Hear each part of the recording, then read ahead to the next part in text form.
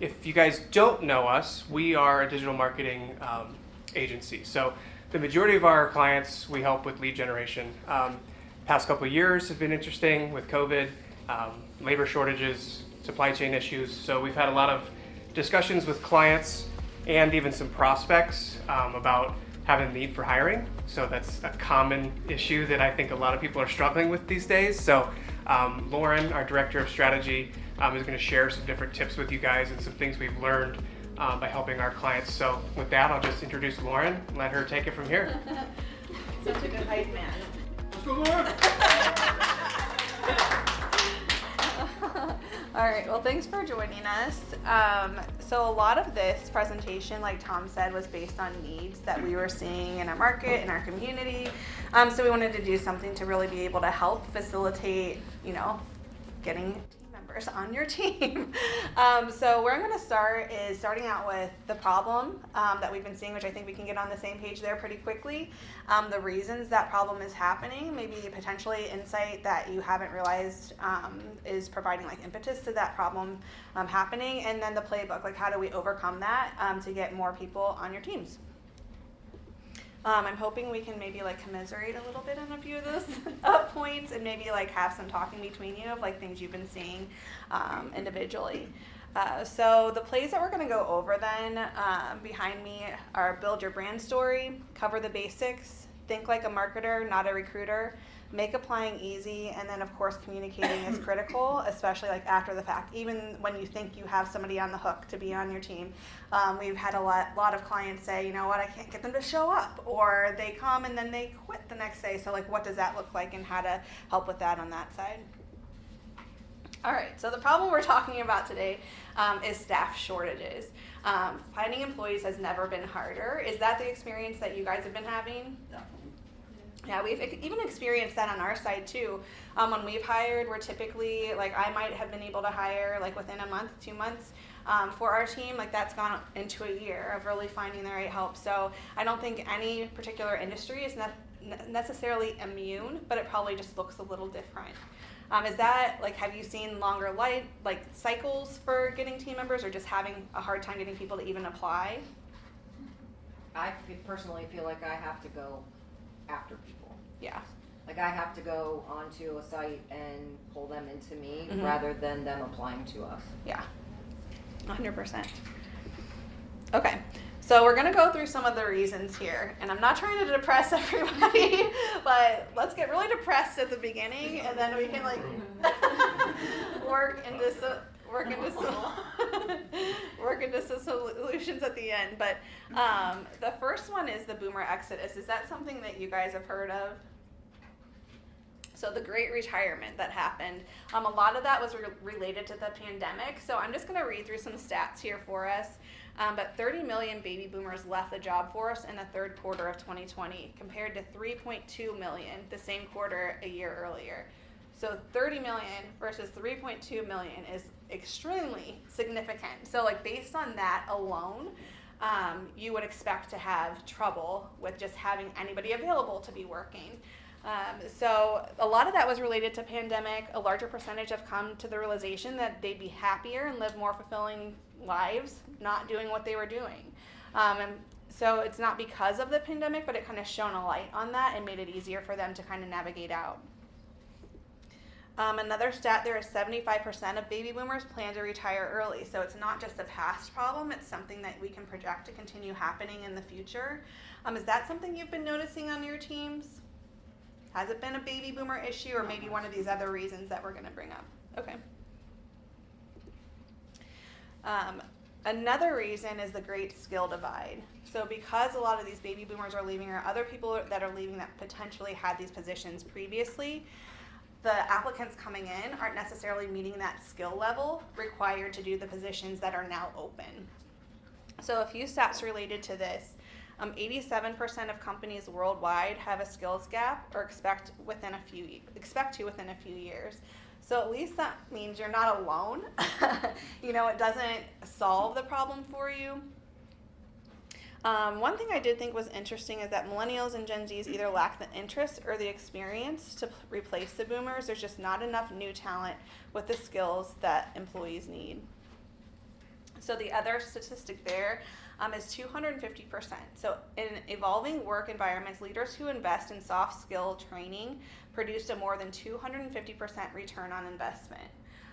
Is that something that you currently have happening in your workforce? Or what that means is, when you do hire somebody, are you putting time into training their soft skills, their communication, how they work within the workforce, or is it just very specific to the skill that you need them to do, like whether that's in a manufacturing environment or in more of an office environment? Is that something that comes up at all for you guys?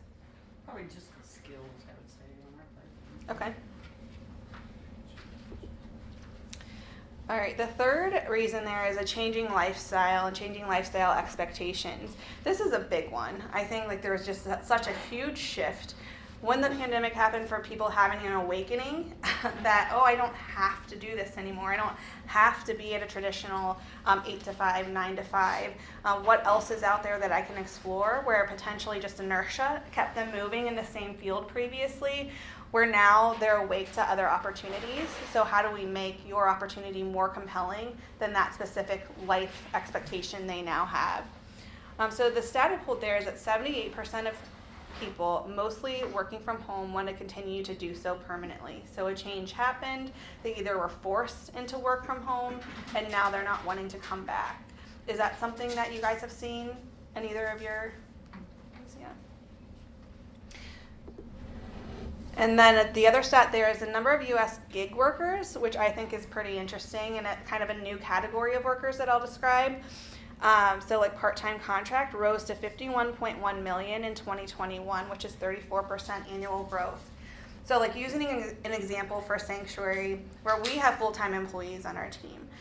So if I'm gonna go like a developer who's like coding websites, there are people that went straight freelance. So now they have more control over their schedule. They can still fulfill needs. But then, you know what? On this Monday, I'm not going to work. I'll pick that project up on Tuesday, or potentially I'm going to work on an evening 1 week, and I'm not going to work during the day. So that's like what they're describing as a gig worker, is now people are moving into part-time or contract work who think they have more flexibility but can potentially maintain a similar revenue income level.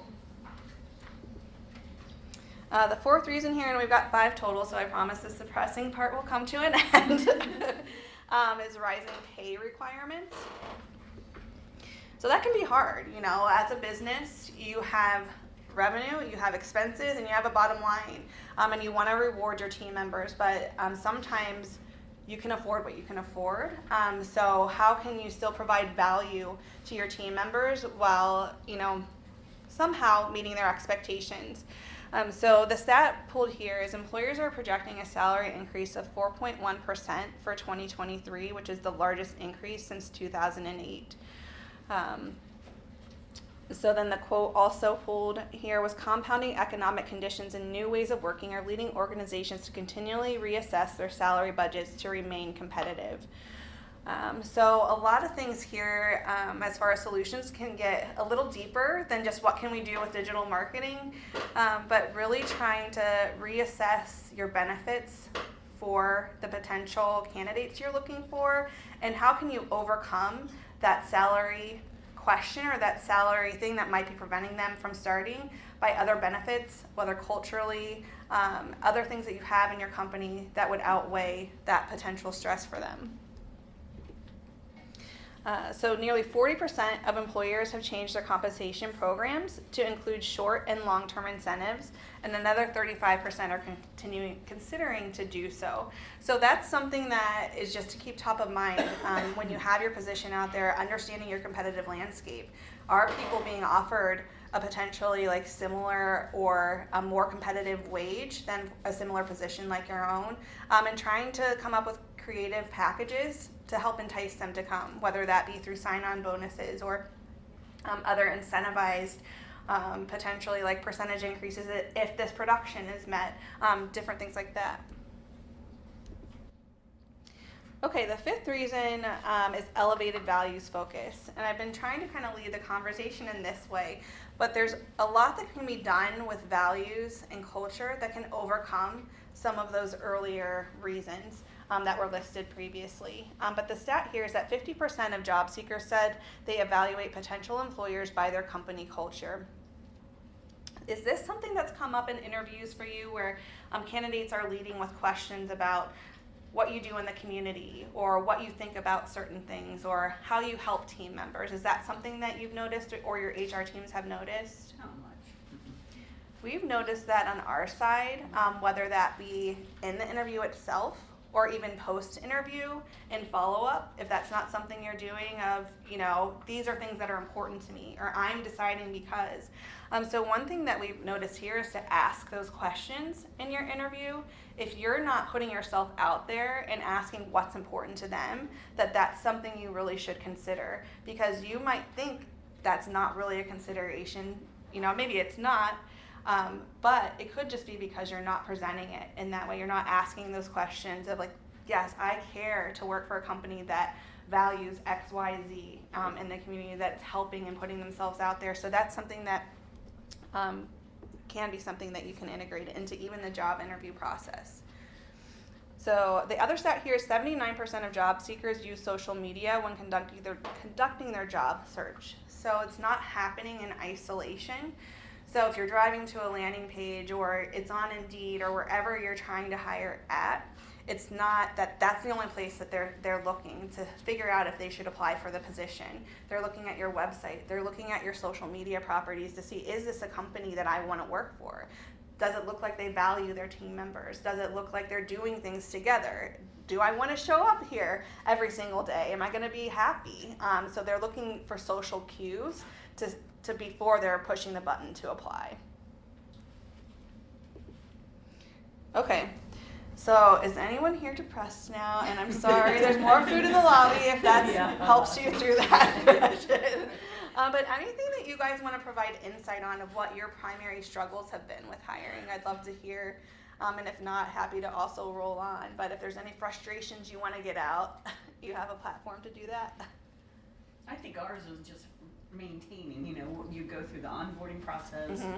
they're gonna come in and maybe they do, but for a day or two, and they just don't show up anymore.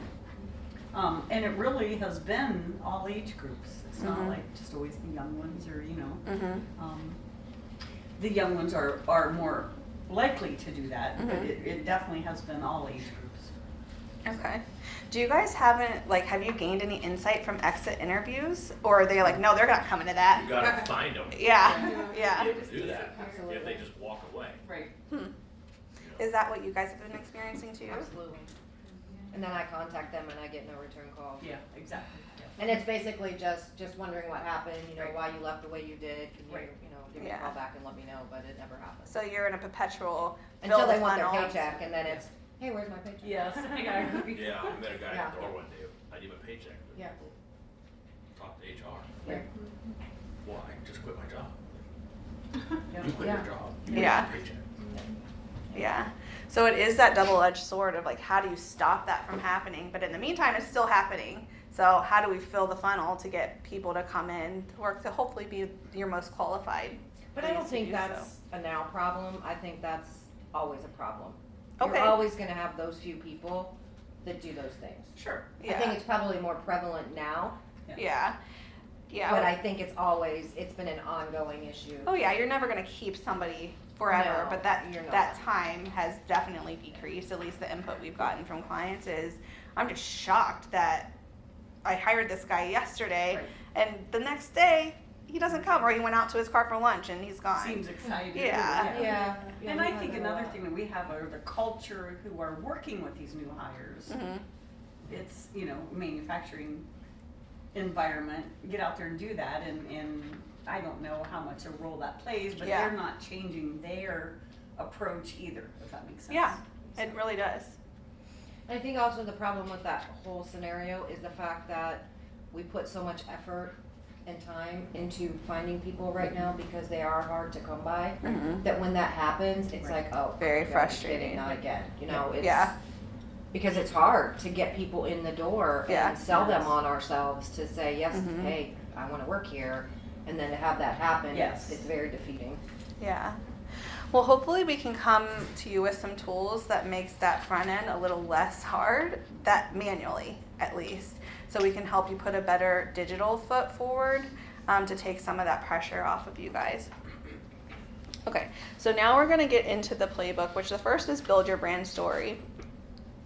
You just alluded to that, like putting so much work into showing them who you are, selling yourself to them. So this is something, if you're not doing it already, that would be like first step we would highly recommend, is to fully incorporate your values and your brand on your site. So a lot of times companies we work with, they'll do a really fantastic job of selling their product, providing testimonials, providing all kinds of things for why to buy from them, but not why to work for them, or work for you. So the same way you're trying to sell your products, you really need to sell yourself on your site. So have really compelling landing pages to do that, where you're highlighting your values, showcasing your people, telling stories through testimonials and video for why people work there, especially in longevity, and people that have worked there for a long time and why they're doing that, and to showcase your perks. I put just a few examples up here on some sites of like loving your work and showcasing team members together and creating career stories. So similar there, like not just testimonials, but like case studies of when I started working here, I was at this level and now I'm this, and just through career growth and like new opportunities that are available to them because they stuck with it. And hopefully that will help to draw the right people in and also get people to convert at a higher rate than potentially they're converting now. Is that something that you guys feel like you're doing on your site currently, or that you would have room for growth on? Yeah, we don't do any of that. Yeah, we have room. What do you think? We don't do any of that. Yeah. Yeah. I So think we do a little bit of that on social media more than we do update our website. yeah. So this is Mackenzie's real good at putting those things when we have employee That's great. things that happen, and we do put them out there, but Mhm. not on our site as much as social media. Yeah, we've had even, and I'm not saying, we're the bee's knees or anything like that, but just some examples even of, we've done so many interviews too, as well ourselves, but just people saying, I applied here because I looked at your social media, or I looked at your job profiles on your site, and I looked at why you picked your name, and it was compelling to me. Like, it looked like people there really buy into the culture, and I wanted to interview there because of that. I think any of that stuff, it really truly does play out in people converting more into applying. So if you wanted us to help you with any ideas on that, we'd be more than happy to do that. But I'm going to keep moving on into other ways you can integrate that. So like you mentioned, Mackenzie, incorporating that into your social media, that's another way. Like, first step, website. Next step, make sure you have that being displayed and pushed out on your social media as well. Because like I mentioned earlier in the presentation, people are going to social media before they're applying to see if that's true. You're saying this in the job description, but let's see if that walks itself out on your website and in your social media channels. So some things that we just showed some examples here of just showcasing team. So like bare minimum, here's some things that you could be incorporating into a content calendar. So your social should not be pushing out, this is why you should buy from us, buy from us, buy from us, buy from us. Because people get turned off from that. They're like, okay, I got it. I know what you do. It's not why I'm following you here. I want to see who you are. Like, storytelling is just so much more important on social than it ever has been, of the who you are versus the what you have. So some things are listed here are employee testimonials, nonprofit or community events that you guys are hosting, team building events, continuing education, industry conferences, work anniversaries, team collaboration, employee takeovers. Even like you could have somebody out, depends what you can show or not. You don't want to give away all your trade secrets. But even just like an in the office day of like a day in the life of somebody like doing a takeover, and like what does a typical day look like? That's what people are interested to know. They want a behind the scenes sneak peek look at who you are, what you're doing. Are those things that you guys think you could incorporate into your plans? Or is that challenging? Yeah. So some feedback we've gotten from people is like, yeah, we want to do that. It's just finding the time. Challenge is getting somebody that knows how to do that Mm-hmm. internally. Yeah. And can, like you say, time. We're all doing our jobs plus other ones to get up to Yeah. what we're doing. Right. And do you suggest you know, maybe have an employee team that does some of this stuff.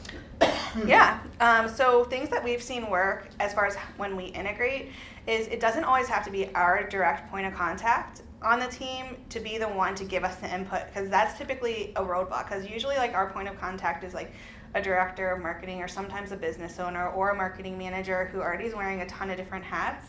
But we found the best success when that's been delegated to another team member internally who's like on the ground floor, so to speak. They're out and about, like doing the things, but working off of a content calendar. Like these are the types of posts that I want to do.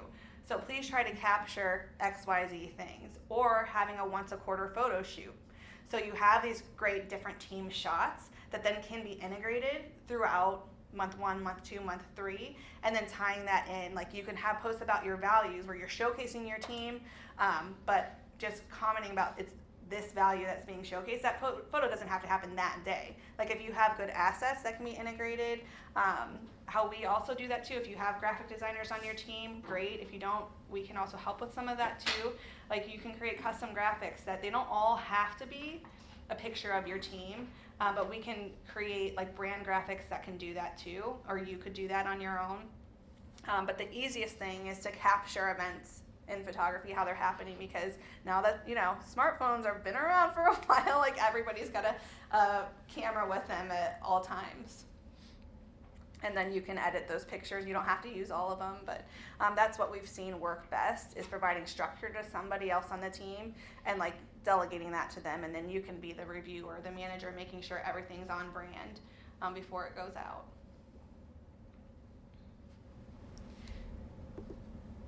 Okay, the next play is to just cover the basics. So sometimes we've seen clients where it's like we want to do everything, like nothing's working, like we want to do everything big and great, but then you forget about the foundational stuff that's just going to continue to work. So sorry if this is like, yeah, you know, I know this, but I just felt like if I didn't say this, I would be doing a disservice to making sure it's happening. But Indeed is the most popular and all-encompassing of all the job boards. Are you guys on Indeed? So 61.3 million monthly users there, sponsored job matching and prospect messaging, proactive job invitation capabilities. So Gen Z is less likely though than millennials to actually use job boards. So especially as time goes on, like these are less relied upon. So I think that's why people have been like transitioning away from a job board mentality, or that feels like really old school.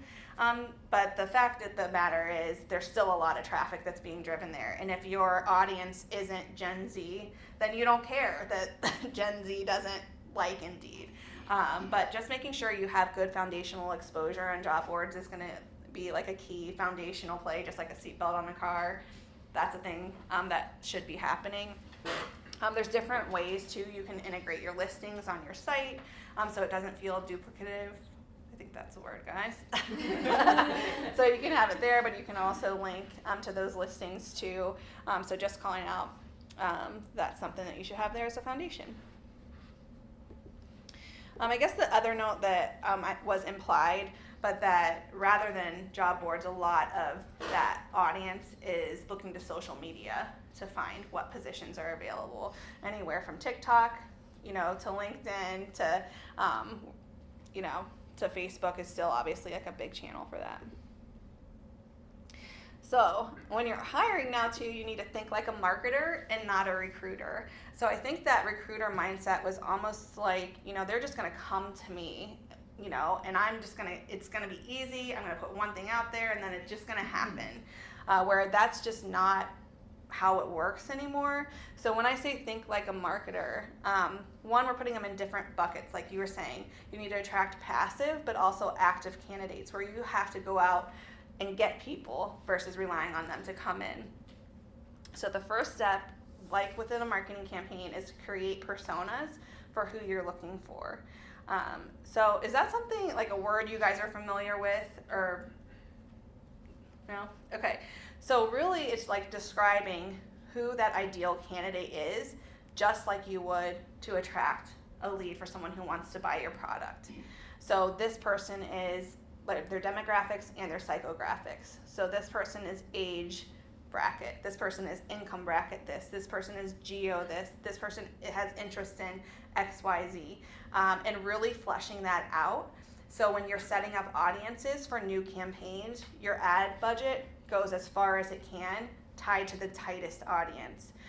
Because you don't want to just blanket it out to everybody. If you can really hone in on who's going to convert best to your ads based on your different positions. And that's going to look different if I am a factory worker versus if I'm a desk job person. Like, what are my interests? How do I look different?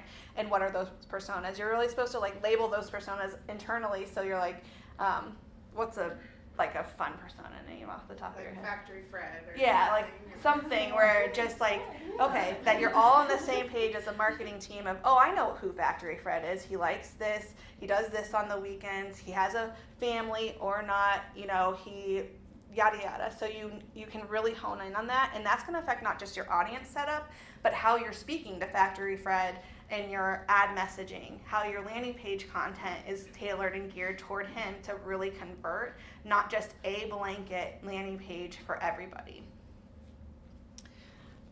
Okay. The next thing I noted here was to consider what channels are ideal for those candidates too. So once you've honed in, I'm just going to keep using Factory Fred here, but once you've honed in on who Factory Fred is, TikTok's probably off the table, I would think, for Factory Fred. He's like, oh my gosh, his kids are in TikTok. Factory Fred's not into that. I'm also not on TikTok personally, so I get you, Factory Fred. But the other side of that is, so just some specifics there. This is what we're talking about with the passive promotion. If I'm actively looking for a job, we want to suck those people in, but not all people are actively looking for a job. There's a ton of people sitting around that are disgruntled. They don't like their current place, but they're not necessarily looking, but they know they want something a little different. But when that opportunity presents itself with the right offer, the right messaging on the right channel, then hey, you know what? I think I'm going to look into that because I'm not happy here, and people like that earlier statistic, they're leaving jobs earlier and spending less time on a job than anywhere else. So that's kind of working to your benefit in a way, and also to your detriment. So really putting that message out there proactively. So just some notes here. Millennials spend more time on LinkedIn. Gen Z likes creative YouTube videos. So if videos aren't something that you've considered before, it's definitely something we would recommend to really show your culture coming to life. These are the reasons why they should work there. This is what the job actually looks like that you would be doing. These are the people you would actually be working with to compel them to work there. And then you can augment that content to shorten it for Google ads versus social ads versus on your website landing page and really repurpose it. And pretty much safe bet, if all things are remain equal, is Facebook remains a favorite for a lot of people for job search. So if you don't have resources internally or budget to go on all channels, typically, unless your persona is definitely outside of Facebook, it's a really great first place to start to test the waters to getting ads going. There's tons of different types of ads. I know you all have tried different Facebook ads, and not every Facebook ad is equal. But also you have to really make sure you're driving them to a landing page that's going to get them to convert to. It's not the ad only itself. The last note here too is consider promoting by job type as well. So the example I have is developers may be more likely to spend time on GitHub, where there's a lot of different developer opportunities there. So this is just another part that plays into that persona. Like, know your audience, where they are, and really truly understand where you're going to find the most people based on where they're at the most. And then for active candidates, different than passive, if you're not utilizing Google search, is a definite that you should integrate into your campaigns. So job boards just aren't cutting it anymore foundationally. When people are actively searching, they're not going right to Indeed.com and looking for positions. They're going to Google and saying, hey, is there a job like this in my area? So you want to be the first one that shows up as that opportunity and not your competitor down the street. About 70% of job searches begin on Google. So just based on that fact alone is enough impetus to really drive consideration for using that channel. Are both of you guys using Google search currently? No. That's something for sure to consider for active candidates. And that structure and setup would happen just like attracting somebody as a new business. Your key phrase list just is going to look different. Your landing pages are going to look a lot different because you're promoting yourself instead. Okay, so number 4, making applying easy. Can sometimes be a hardest hurdle to jump over, especially like as marketing and HR join forces, because there's specific things. As you attempt to join forces. We understand, and we've seen this across a lot of our clients, that HR has specific requirements that they want to know before they interview somebody. And that has become challenging on the marketing side in the form of form creation, where potentially you're requesting way too much information up front. And we've seen that statistically on the back end of sites where, okay, this applicant, you lost 70% of your applicants because they filled out the first 3 text box fields. Oh my gosh, thank you. Don't think of that. Fields on the form, and then they bounced out because it's like too much for them to handle. But it is, in that. She even made a voice for Factory Fred. I know. I know. But it truly is, and honestly, just how fast moving everything is right now. You sit down, nobody has time anymore, and it is just real. And as frustrating as it can be, it's like, come on, I'm just asking you for pertinent information to do this job. Like, you'd think it would be easy, but it's just not. So we really recommend, I'm just going to read this stat really quick, but according to HR consultants with Monster.com, you can't have the application process that takes a half hour to 45 minutes.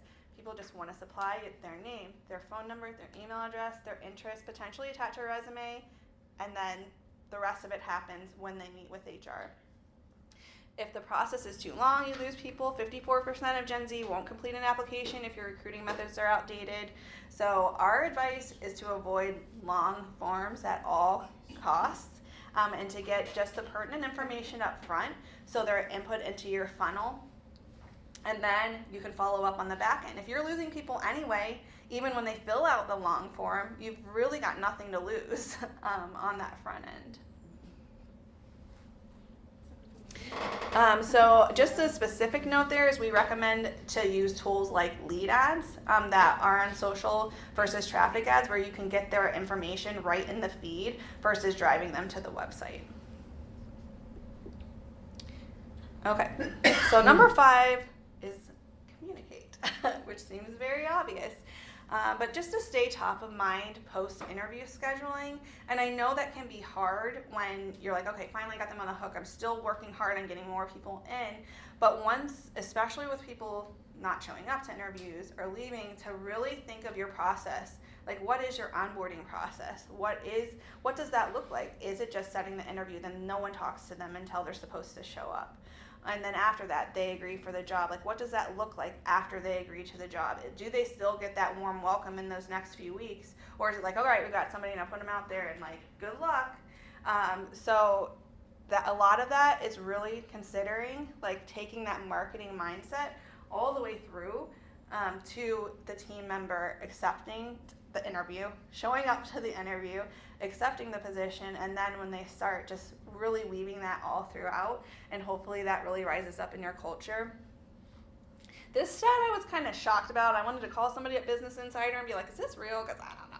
But as many as 90% of candidates don't turn up to interviews, and I feel like that sounds high, but also just from personal experience, we've seen it happen so much that it's hard for me to say, I don't know. I mean, maybe that is, and that's kind of sad. So it just shows the importance of really integrating that into strategy of upping the communication during that process. And then checking in and reinforcing benefits and values. I don't know if you guys are like me. How many of you are in the interviews? Are you? Yeah. Every interview is so different, and you try to cover each of the important things in the interview, but depending if the conversation goes left or right, or they really want to talk about a specific thing about their history, or you're more interested in learning about XYZ, you don't always get to cover all the great things about you. You don't always get to cover all the cultural stuff that you have going on, or all the things you're doing out in the community. So it would be a really great opportunity to develop like a drip campaign even to those people that are potentially interested, that automates that conversation happening. So you have their email address, you want to touch on your key values. You want to talk about your mission. You want to reinforce the benefits that they can have long term. Potentially, if you create that great video content up front for your landing page, hey, here's some testimonials of our team like working together. I'd love to continue the conversation. Like really, really doing that so it's less manual work for you, but they still get that richness in who you are. All right, well that covers, what time are we at? I want to make 10 till. all right, so I wanted to make sure not to go over there, so I did it. That covers everything we wanted to go over today, but I'd like to open it up. Do you guys have questions, input, anything that I can help with, or the rest of the team? I think I tried to do that before with the, like you said, creating the personas. And I could be wrong here, but I think there was like a barrier there with the age because it was seen as discriminatory if you only advertise to a certain age. Yeah, there are limitations, you're Okay. right, on how you can create the specific audience on like Facebook or Google, but you still need to know Okay. those attributes internally. I wish you could use those still, Yeah. but I understand the thought process by why not. But you need to understand that as far as how you're communicating to them in the ads, like what's your tone, like what words are you using with them, what content are you putting on the landing page, does it appeal to that audience?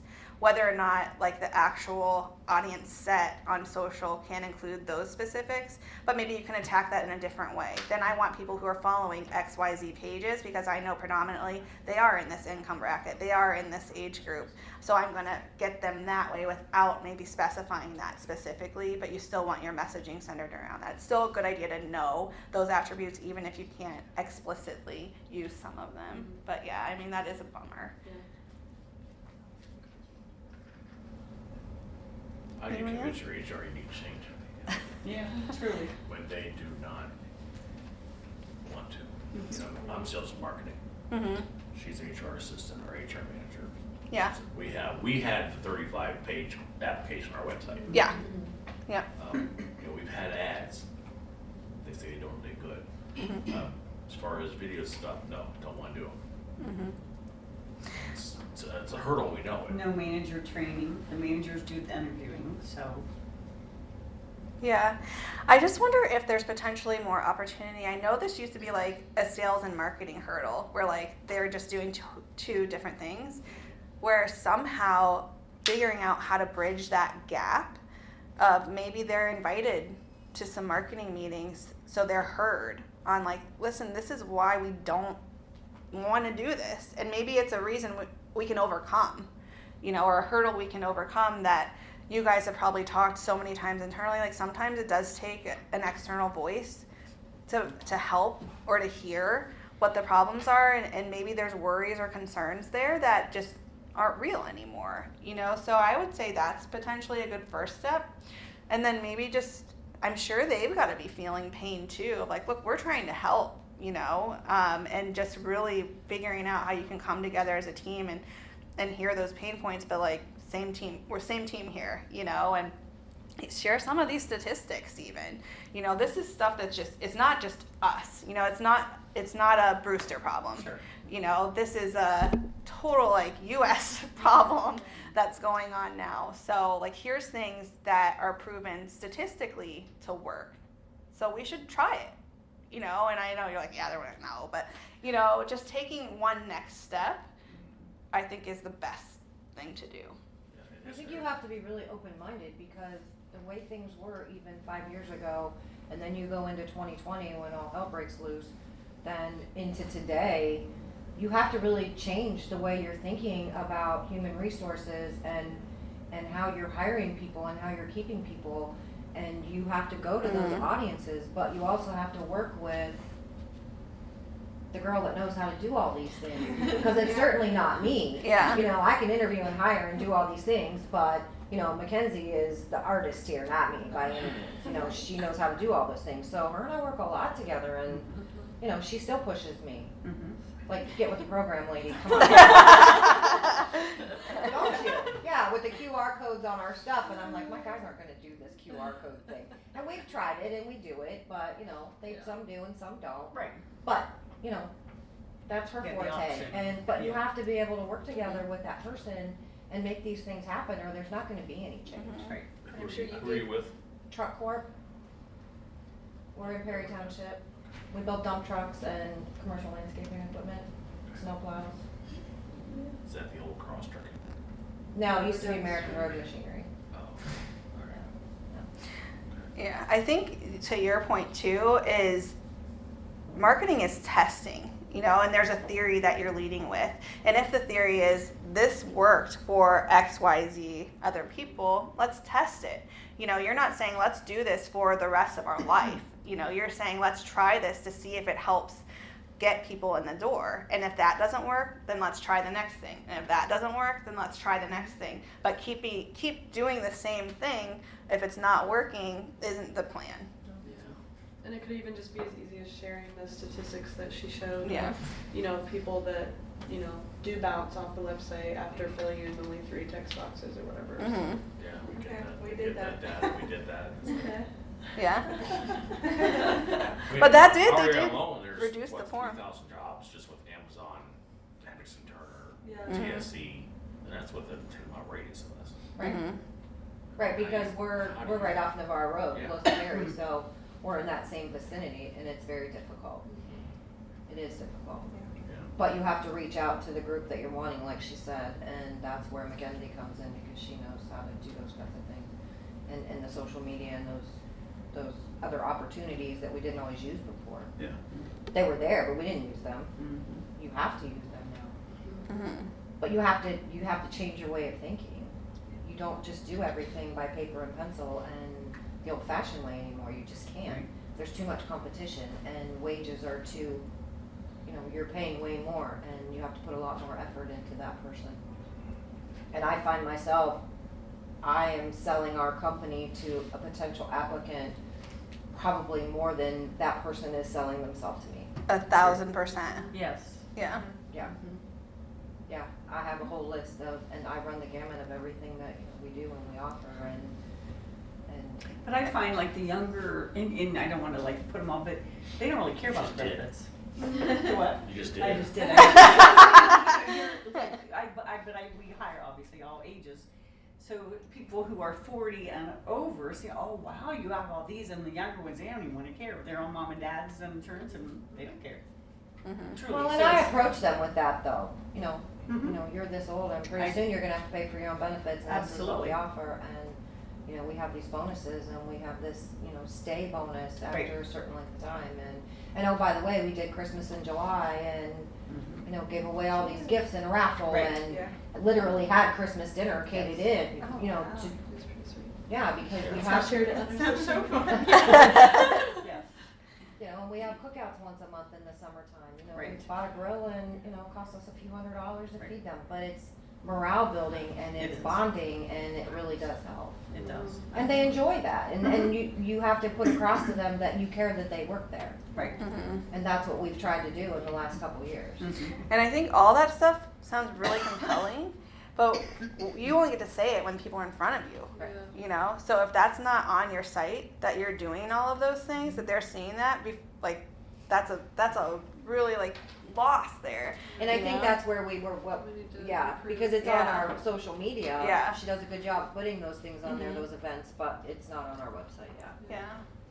I think it's more social media because how many people go to the website first? They Yeah. don't. Well, if you're driving your ads there, I think that's the point behind it. You need to have a really great, compelling landing page that's going to get people to convert. So for the people that are actively searching, I think it's different. It's both.